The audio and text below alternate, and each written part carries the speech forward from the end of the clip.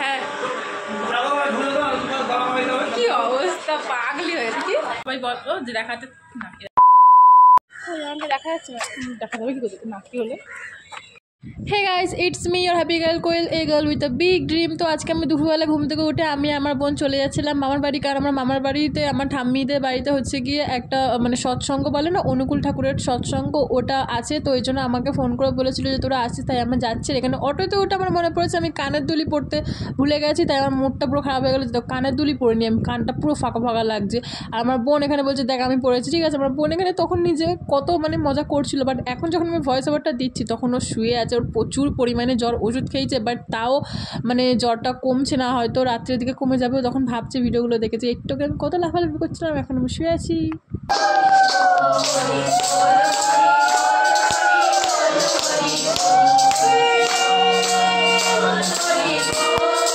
আমি এসে দেখি কাকিমাগুলো এরমভাবে গান করছে, আর যারা যারা দীক্ষা নিচ্ছে তারা একজন করে বক্তব্য দিচ্ছে, আবার একজন করে গান করছে, আবার বক্তব্য দিচ্ছে, আবার গান করছে। এর আগেও 2-3 বার হয়েছিল, বাট আমি না ঠিক মতো শুনতে পারিনি। বাট আজকে আমি ফার্স্ট থেকে পুরো লাস্ট পর্যন্ত শুনেছি, আর শুনে কি বলবো, অনেক কিছু বুঝতে পারলাম, অনেক কিছু জানতেও পারলাম, ঠিক আছে। আসলে আমাদের লাইফে তো টক্সিক মানুষ হয়ে গেছে না, টক্সিক ব্যাপার হয়ে গেছে না, এর জন্য এইসব জিনিসেই এখন শান্তি পাই আমি। এদিকে 3টে 6টা, আর লিপস্টিকটা কেন পড়ো, একটু পড়ো, ডিপ করে পড়াতে বলেছে নাকি ওকে, পড়ো মা। ওই দেখ বাবা মনু বেটকে দিবি 4 এই যে এই একটা সাজানি মাসে 2টো হার পড়েছে, 3টে। ও বাবা, ওই দেখ একটা আয়নার সামনে গেছে সাজতে। কি রে কত পড়বি তুই? ওই দেখ দেখ পুরো ভূত সাজছে। ফটো তুলবার বাবা, টুনির মা সেজে দেখ না, টুনির মা। এবার একটা গেছে সাজতে, সব সাজনি মাসি হবে, দেখ না সব সাজনি মাসি হবে।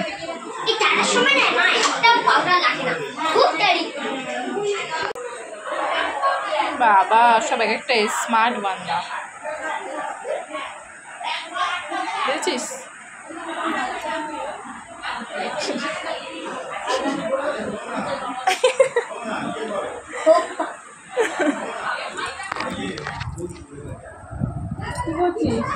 দেখাচ্ছি, ওরম ভাই দেখায় দেখতেই পেল না।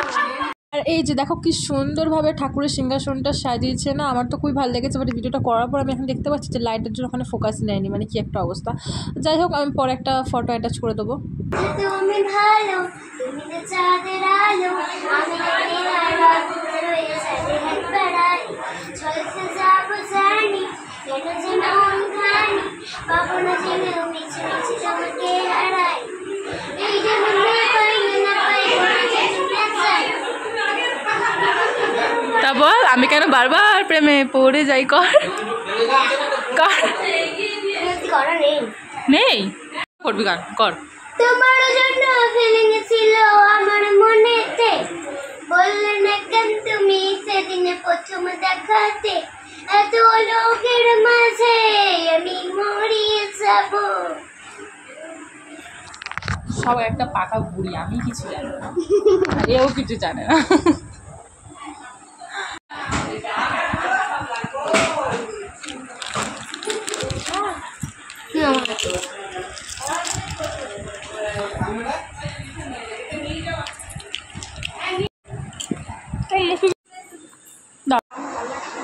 এটা দিয়ে দেবো আমি ইউটিউবে, দেখবে তোমরা ফটো তুলছো এরমভাবে।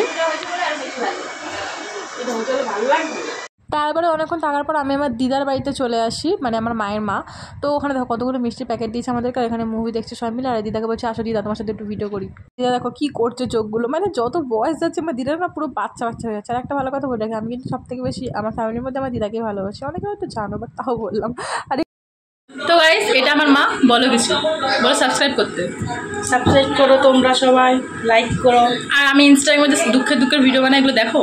হ্যাঁ দেখি ভালো লাগে তো। আর সবাই বলে যে তুমি এত দুঃখের ভিডিও বানাও, তোমার বাড়ির লোক জানে?